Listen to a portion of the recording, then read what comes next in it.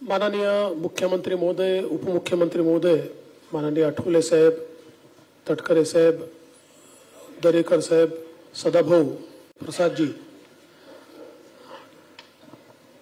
निवडणुकीचा शंखनाद झालाय.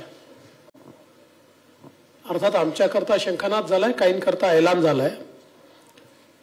पण आज या निमित्ताने आमच्या महायुती सरकारने 2-2.25 वर्षामध्ये जे काही कार्य केलेलं आहे त्याचे एक रिपोर्ट कार्ड आपल्यापुढे आम्ही ठेवतो आहोत. अर्थात हे संक्षिप्त रिपोर्ट कार्ड आहे, कारण आपल्याला ठळक बाबीच तुमच्यापर्यंत पोहोचवता येतील. सविस्तर त्यातला प्रत्येक मुद्दा आणि त्या घटकांकरता केलेली कामं याची पुस्तिका आहे. त्याच्यामुळे ती काही आपल्यासमोर ठेवणं आम्हाला आता संयुक्तिक वाटत नाही, ते आपल्यापर्यंत आम्ही पोहोचवू. एक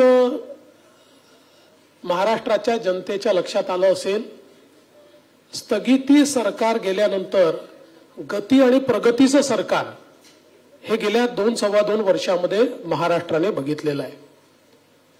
आणि ज्या वेगाने मुख्यमंत्री एकनाथरावजी शिंदे यांच्या नेतृत्वातील सरकारने या महाराष्ट्रामध्ये ट्रान्सफॉर्मेशनल, पूर्णपणे परिवर्तन करणाऱ्या अशा प्रकारच्या योजना आणल्या, या निश्चितपणे आमच्या कामाची गती आणि महाराष्ट्राची प्रगती या दोन्ही गोष्टी सांगणाऱ्या आहेत. खरं म्हणजे ज्याचा उल्लेख या ठिकाणी झाला की महाराष्ट्र हे पहिलं राज्य आहे की ज्या राज्याने शेती विजेकरता स्वतंत्र शेतकरी वीज कंपनी स्थापन केली. या कंपनीच्या अंतर्गत 14,000 मेगावॅट वीज निर्मितीचं काम सुरू केलं सोलरच्या माध्यमातून.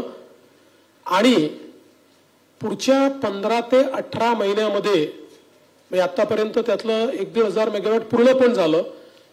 15 ते 18 महिन्यात याचं सगळं काम डिलिव्हर होईल आणि त्यानंतर महाराष्ट्रातल्या शेतकऱ्यांना 365 दिवसा वीज ही आम्ही उपलब्ध करून देऊ. हा एक अत्यंत क्रांतिकारी निर्णय आणि काम, ही घोषणा नाही, याचं प्रत्यक्ष काम जमिनीवर आम्ही सुरू केलेलं आहे. आणि 8.5 रुपयांनी जी वीज पडायची ती वीज आता केवळ 3 रुपयाला पडणार आहे. त्यामुळे महाराष्ट्र सरकारचे 10,000 कोटी रुपये बजेटमधले आणि 5,000 कोटी रुपये क्रॉस सबसिडीचे आम्ही यातनं वाचवणार आहोत. आणि याच्याच आधारावर आम्ही शेतकऱ्यांना मोफत विजेची योजना आणली. आणि म्हणूनच जे अजितदादांनी सांगितलं की मागच्या काँग्रेसच्या सरकारमध्ये घोषणा केली आणि नंतर बदलून गेले, कधी प्रिंटिंग मिस्टेक सांगितली, असा हा निर्णय नाही, तर अतिशय वेल थॉट, विचारपूर्वक कृती करून आणि पुढचे वर्षानुवर्ष हा निर्णय चालेल अशी व्यवस्था करून आम्ही हा निर्णय घेतलाय. आणि म्हणून शेतकऱ्यांना विजेचं बिल माफ जे केलेलं आहे ते भविष्यात देखील सुरू राहील आणि त्यांना दिवसा 12 तास वीज मिळेल. दुसरा महत्वाचा आम्ही निर्णय केला की शेतकऱ्यांना मागेल त्याला सौर पंप केवळ 10% पैसे भरायचे आणि त्याला सौर पंप मिळेल. 25 वर्ष विजेचं बिल येणार नाही. 5 वर्ष सगळी देखरेख ही सरकार करेल. चोरीला गेला तर इन्शुरन्स आहे, तुटफूट झाली तर इन्शुरन्स आहे. आणि मागितल्यानंतर 3 महिन्यात त्याच्या शेतीमध्ये तो पंप लागतो, ही पण व्यवस्था आपल्या सरकारने केली आहे.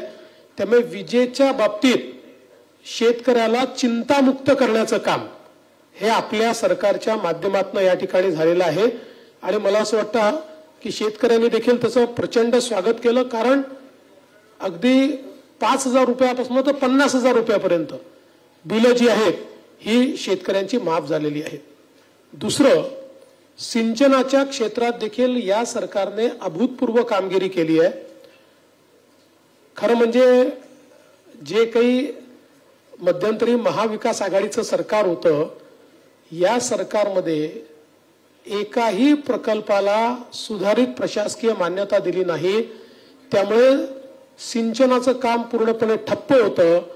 आता या सरकारमध्ये 145 प्रकल्पांना त्या ठिकाणी सुधारित प्रशासकीय मान्यता दिलेली आहे, ज्यामुळे 22,73,000 हेक्टर सिंचन क्षमता तयार होईल। आणि आपण बघा, सगळ्या महाराष्ट्रातल्या दुष्काळी भागामध्ये ही सगळी प्रकल्प आपण त्या ठिकाणी मान्य केलेली आहेत। अनेक दुष्काळी भागातली कामांची सुरुवात केलेली आहे, म्हणजे अगदी पश्चिम महाराष्ट्रातला दुष्काळी भाग असो, मराठवाड्यातला असो की विदर्भातला असो, कामांची सुरुवात देखील झालेली आहे। आणि सगळ्यात महत्त्वाचं, जे अशक्यप्राय वाटायचं, नदीजोड प्रकल्प, वैनगंगा, नळगंगा, पैनगंगा नदीजोड प्रकल्प 90,000 कोटी रुपयाचा, नार पार गिरणा नदीजोड प्रकल्प आपण केला। पश्चिमी वाहिन्यातनं वाहून जाणारं जे पाणी आहे 55 TMC, हे पाणी गोदावरीच्या खोऱ्यामध्ये आणून गोदावरीचं तुटीचं खोरं हे बॅलन्स करून मराठवाड्याला कायमचं दुष्काळमुक्त करायचं आणि नाशिक आणि नगर जिल्ह्यातले जे काही वादाचे विषय आहेत ते पूर्ण संपवायचे, या दृष्टीनं त्याची कारवाई आपण पूर्ण केली, वैधानिक कारवाई पूर्ण केली। त्याच्याही संदर्भात सगळं त्याचं फर्स्ट स्टेजचं टेंडर आपण त्या ठिकाणी काढलेलं आहे। त्यामुळे यातली कुठली योजना ही केवळ कागदावर नाही, सगळ्या टेंडर स्टेजला टेंडर निघालंय, अनुसंधान चाललेलं आहे।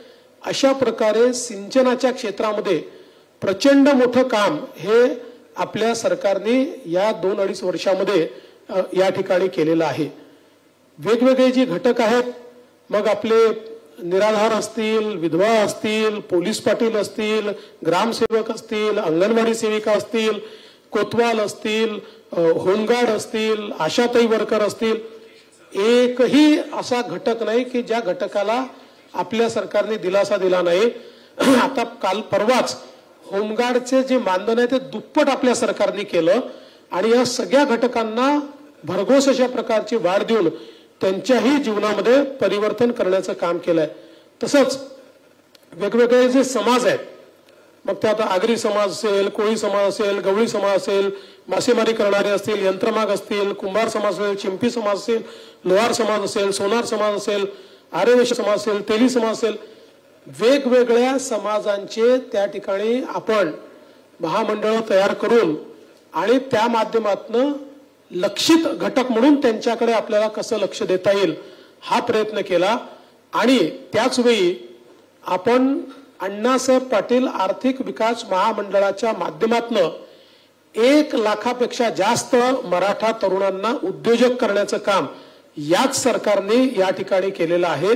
मध्यंतरी तर जे 2.5 वर्षाचं सरकार होतं त्या सरकारने अण्णासाहेब पाटील आर्थिक विकास महामंडळांना कुलूप लावलेलं होतं, त्याला काहीही त्या ठिकाणी मदत करण्यात आली नाही। पण आज मोठ्या प्रमाणात हे काम आपण करतोय। अर्थात सहज उल्लेख करतो की पहिल्यांदाच पत्रकार आणि वृत्तपत्र विक्रेता यांचाही विचार या सरकारने केलेला आहे, हे देखील मला या निमित्ताने नमूद केलं पाहिजे।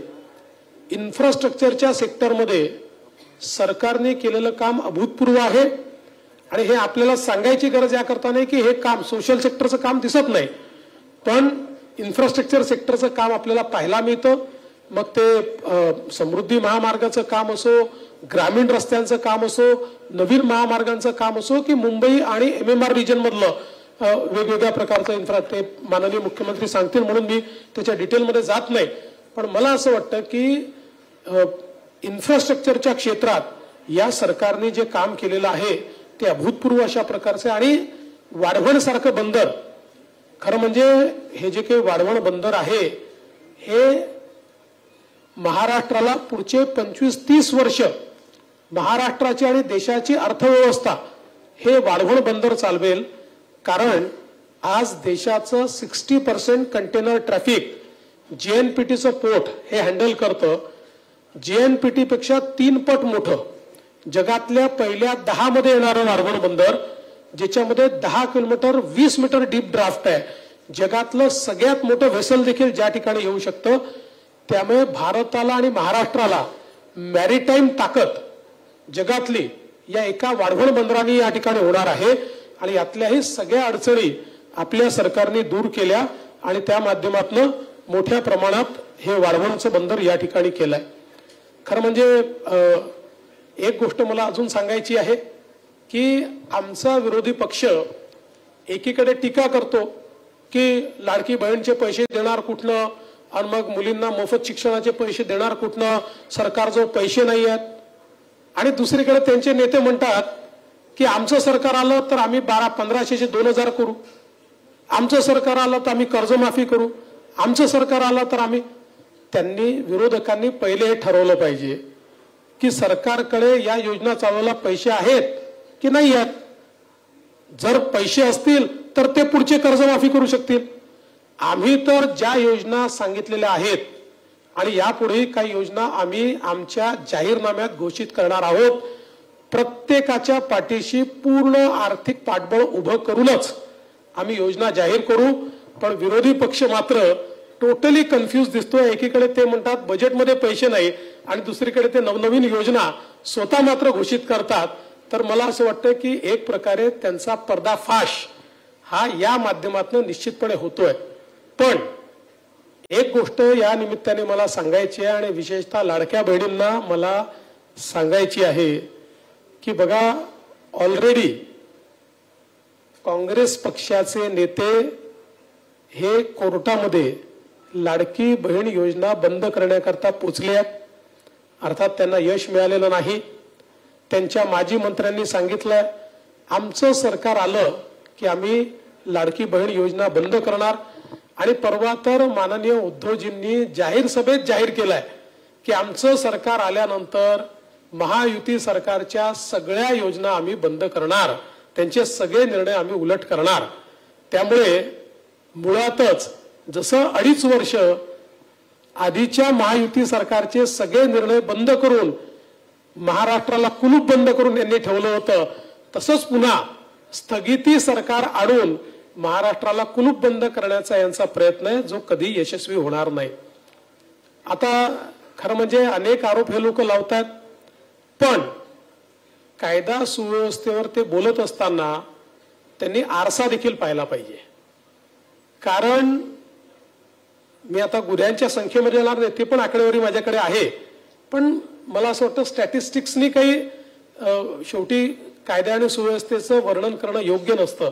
पण ज्यांचा गृहमंत्री जेलमध्ये गेला ते आता आम्हाला या ठिकाणी कायदा आणि सुव्यवस्था सांगतायत. ज्यांच्या काळामध्ये कॅश फॉर ट्रान्सफर हे स्कॅम, पैसे घेऊन ट्रान्सफर होतात, याचं सगळं रेकॉर्डिंग झालं, ज्याची सीबीआयची इन्क्वायरी चाललेली आहे. ज्यांनी पैसे घेऊन घेऊन बदल्या केल्या, आता त्या सरकारची मंडळी या ठिकाणी आम्हाला कायदा आणि सुव्यवस्थेच्या संदर्भात सांगतायत. देशातल्या सगळ्यात मोठ्या उद्योगपतीच्या घरासमोर ज्यांचे पोलीस बॉम्ब ठेवत होते आणि ते उघडकीस येऊ नये म्हणून पोलिसांनीच हत्या केली, ते आता या ठिकाणी आम्हाला सांगून राहिले आहेत कायदा आणि सुव्यवस्थेच्या संदर्भात.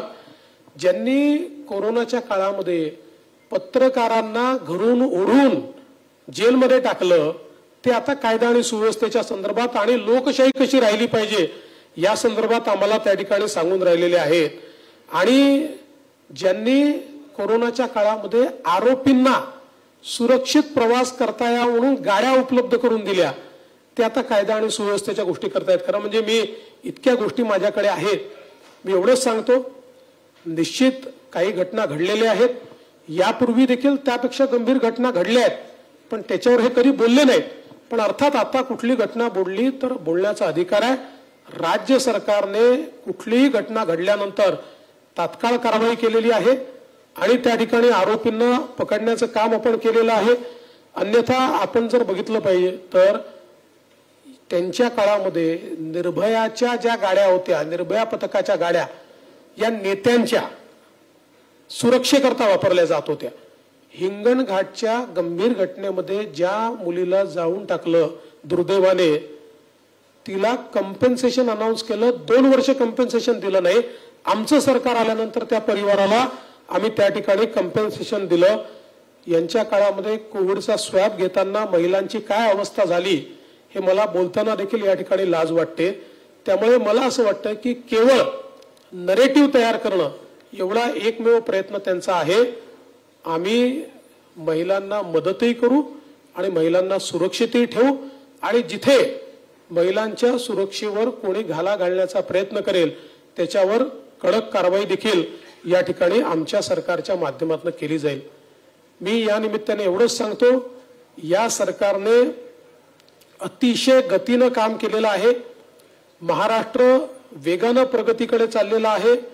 देशाच्या एफडीआयच्या 52% पैसा एफडीआय गुंतवणूक महाराष्ट्रात येते।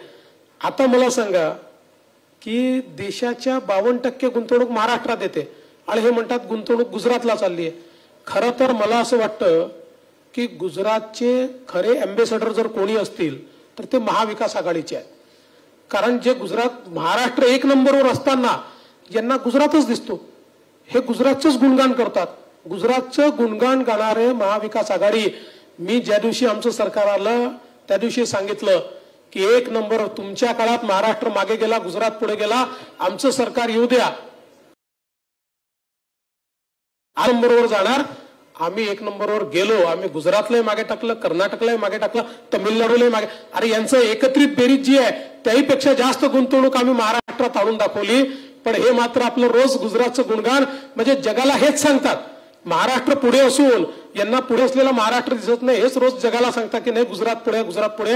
मी या ठिकाणी आकडेवारी सहित सांगतो, महाराष्ट्रच पुढे आहे, महाराष्ट्रच पुढे राहील, महाराष्ट्राला कोणी मागे टाकू शकत नाही। यांनी किती वल्गना केल्या तरी महाराष्ट्र पुढे राहणार आहे।